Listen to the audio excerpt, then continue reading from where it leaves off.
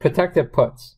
A protective put is a combination of a long asset position and a long put on the asset itself. This way, if the spot price drops, the loss on the underlying asset will be offset by the gain on the long put position. So therefore, your position is protected. And here's what's happening.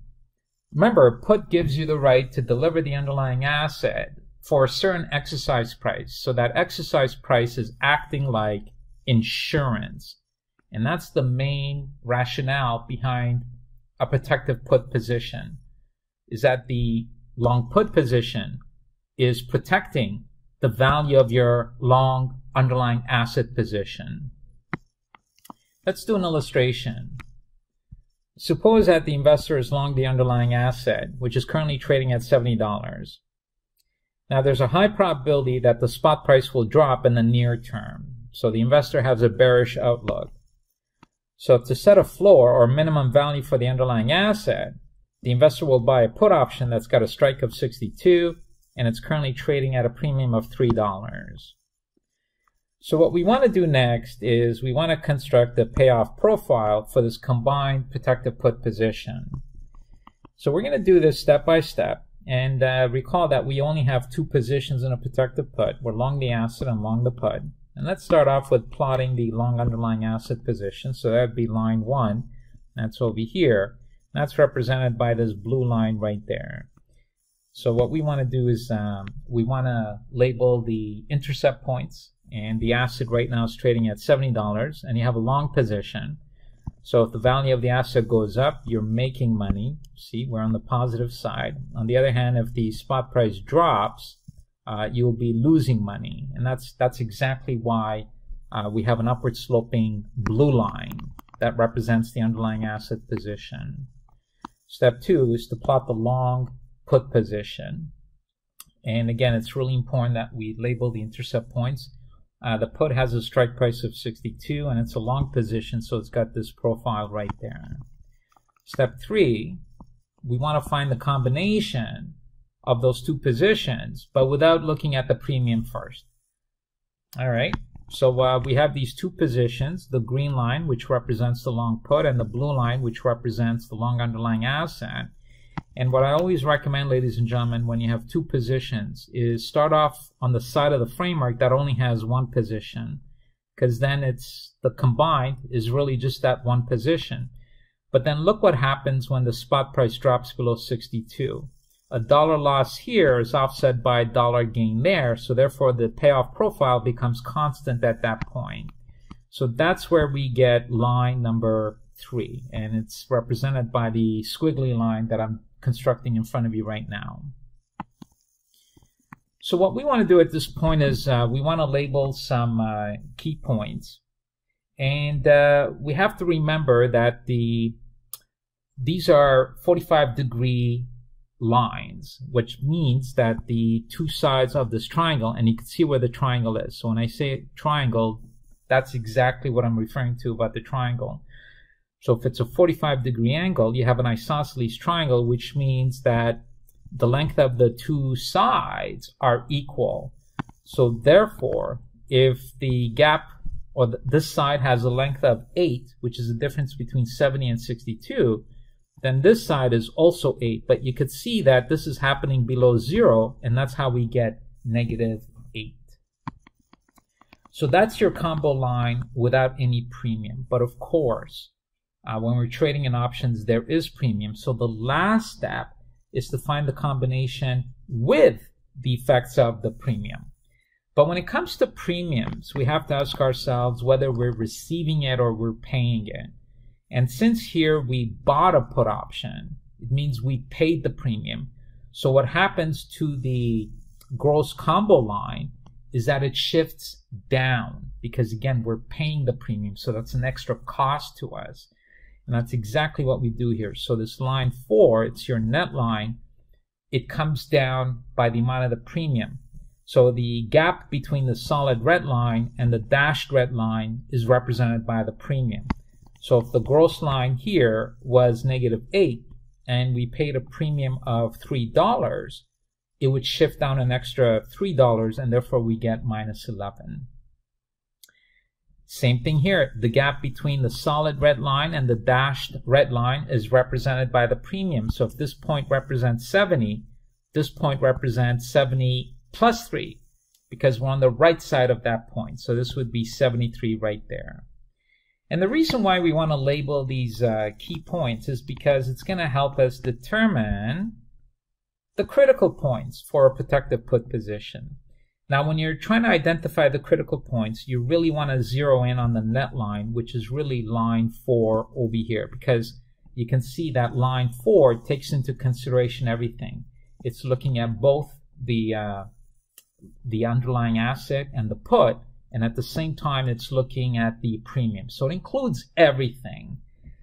So what's the first critical point we want? We want to know what's the most that we can make from this protective put position. So again, if we're zeroing in on the net line, which again is the dashed red line, you could see that this line goes up, continues to go up forever. So in theory, at least, the highest value for the protective put would be positive infinity. And when would that happen? So when would this approach positive infinity? When the spot price is approaching infinity. And that's exactly where we get this from. The other critical point, of course, is what's the most we can lose? So the lowest value for the protective put, and again, if you're zeroing in on the red dashed line, which represents the net line, and you could see the beauty with this framework, that we could see the answer right away. What's the lowest negative we can reach on that net line? It's right there, minus 11. And when would our net payoff be negative 11 for any price that's less than 62? It's right there. And that's exactly what we got. So our lowest value, our maximum loss, is we could lose $11 for any spot price that's trading less than 62. Now what I've done here is, even though we have the answer, I've worked backwards to actually construct the formula that goes with maximum loss for protective put. So I actually go in reverse to what the curriculum has, because the curriculum starts off with a formula and expects you to find an answer. But what I want to demonstrate to you, ladies and gentlemen, is that you don't need formulas to get the answer, because we already have the final answer. But here's the formula anyways. How did you get minus 11? Why, it's right here. It's minus 8, minus 3. Well, how'd you get minus 8? 62 minus 70. There it is, 62 minus 70 and minus 3. So now all you got to do is you got to plug in the variables. What's the 62? It's the strike on the put. What's the 70? It's the spot. And what's the 3? It's the premium on the put. Okay. Even I don't have this memorized because I don't need to memorize. But the reason I showed it to you is just because on the exam, it's possible that rather than asking you to calculate a numeric value as an answer, they might ask you about the relationship between these variables for the maximum loss critical value of a protected put position. And now you know how to construct that from the ground up. Now there's 3 critical points. First one is what's the most I can make? Second is what's the most I can lose? And then the third critical point is at what price would I break even? So what would the price have to be for my net payoff to be 0? Again, you focus on the net line because it includes everything. So that's the red dashed line. And it's right here. At that point, you could see that the value of the protective put is 0. So when does that occur? We've already calculated that. That occurs when the spot price is 73. So when the spot price is 73, your net payoff is 0. That's exactly what we have here. Okay.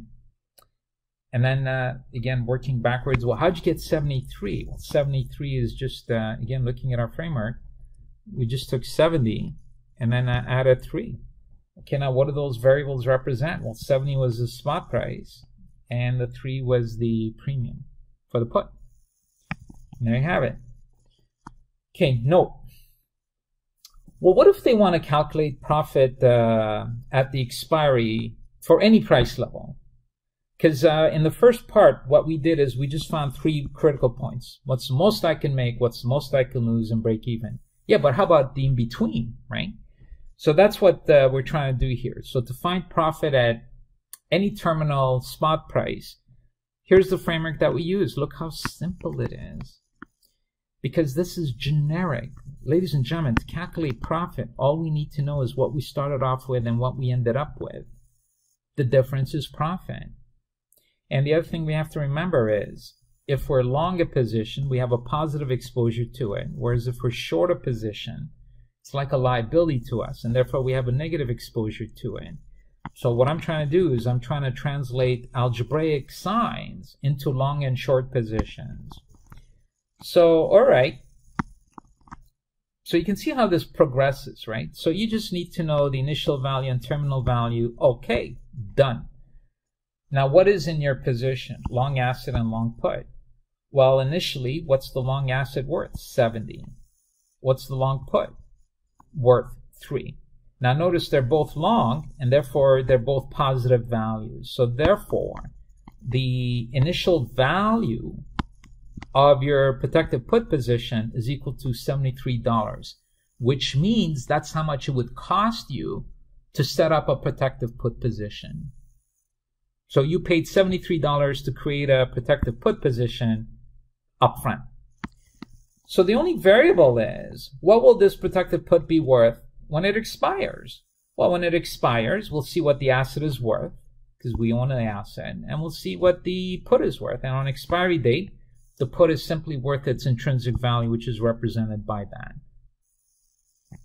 So let's pick a price, a spot price, at expiry, and then calculate profit. So what if the spot price was $50? What's step one? Well, step one is we have to calculate VT. Now notice we don't have to calculate V0 because we already determined that the value for this position when we created it was 73. And that's not going to change because that's how much we paid for it.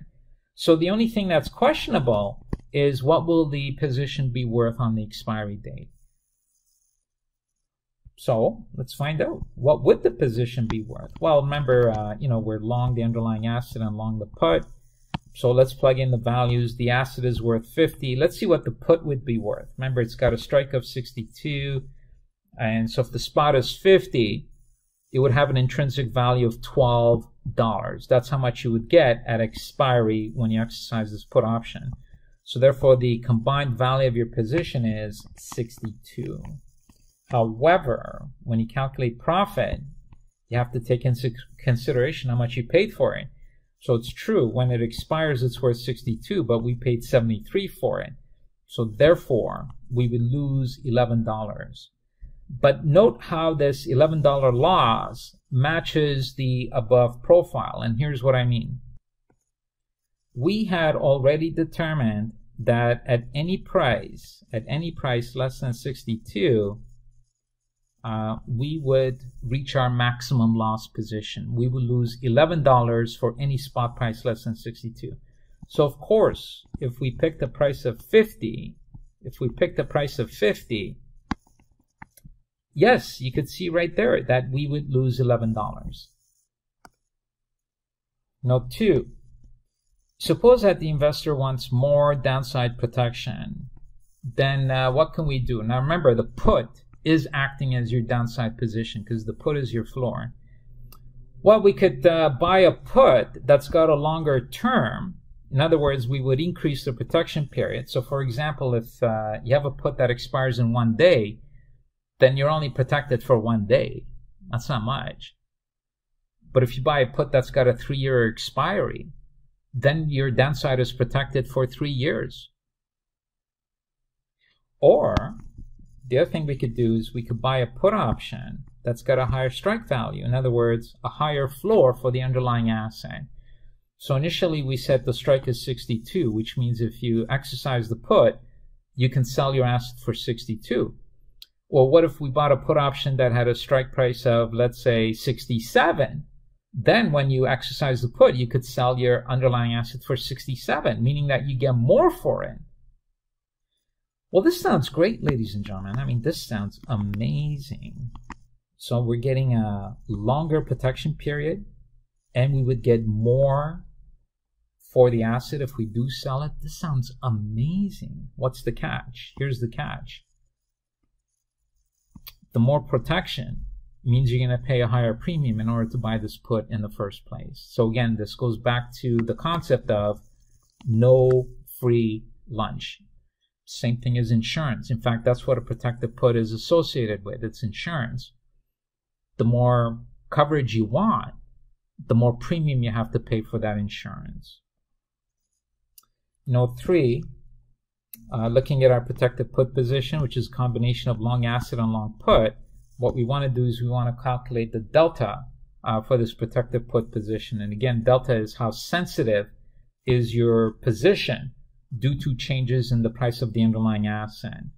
So all we have to do is identify the delta of the two positions. So the underlying asset, there's its delta, and again, long is positive. Same thing here, long is positive, but now we're looking at the delta of the put. And recall that the delta for the underlying asset is 1, because the asset has a 1-to-1 sensitivity to itself. And let's just suppose that the put has a delta of negative 0.25, and notice that the delta for a put is negative because the value of a put moves in the opposite direction to the spot price, right? So the put gains when the spot price drops, and that's where the negative comes in from. So now let's insert these deltas where they belong. Here it is. The delta of the underlying asset is 1. And here's the plus sign. And the delta, because remember, why is it a plus sign? Because it's a long position. But then the put itself has a negative delta. So we enter it as negative 0.25. So therefore, the combined delta for the protective put is 0.75. So proof. So if the spot price drops by $1, and here's our combined position, long asset, long put, what would happen to the value of your underlying asset? Well, if it's dropping by $1, I'd lose $1 on the asset. But the put, because it's got a negative delta, so negative 1 times negative 0.25, the put value would go up by 25 cents. So therefore combined, the value of the protected put would only drop by 75 cents. So what happened is the protected put reduced the exposure to the price of the underlying asset, which is a good thing if you expect the spot price to decrease. And here's the proof. Without the long put, you would have lost $1. But then when you combine it with the long put, you only lost 75 cents. So you reduced your exposure to the underlying asset. Note 4, the other Greeks associated with protective put. Well, look, ladies and gentlemen, first of all, the Greeks are only applicable to the options. So the underlying asset does not have any Greeks because the underlying asset has a 1-to-1 relationship with itself. So let's look at gamma. So if you're, and we've seen this from previous modules, ladies and gentlemen, so that's why I'm just putting it here in bullet forms. So if you're a long option, you always have positive gamma. Same thing. If you're a long option, you have negative theta, meaning that as the option approaches its expiry date, its time value decreases. And also vega is sensitivity to volatility. And vega for all long options is positive, meaning that as volatility increases, the value of the option increases as well. So therefore, the Greeks for the protective put is identical to the Greeks for the only option in the protective put. And that's exactly what you see here. And that's what you want to do in the exam, ladies and gentlemen. So if they ask you about the Greeks, about the protective put, you work backwards and say, well, what are the Greeks associated with the option in that combined position? And whatever the Greeks are for that embedded option is really what the Greek will be for the combined position itself. And just very quickly, let's interpret the significance of these observations. Positive gamma implies that the value of the protective put will increase at an increasing rate. And if it decreases, it'll decrease at a decreasing rate. We've covered this in a previous module. Theta, as we discussed, it's negative, meaning that as the put approaches expiry, that the protection period decreases, and that therefore the value of the put decreases. And since it's a long position, decrease in the long position causes the whole value of your combined position to decrease as well. And we also discussed the vega. As volatility increases, the value of the put option increases, and because it's a long position, the overall position gains.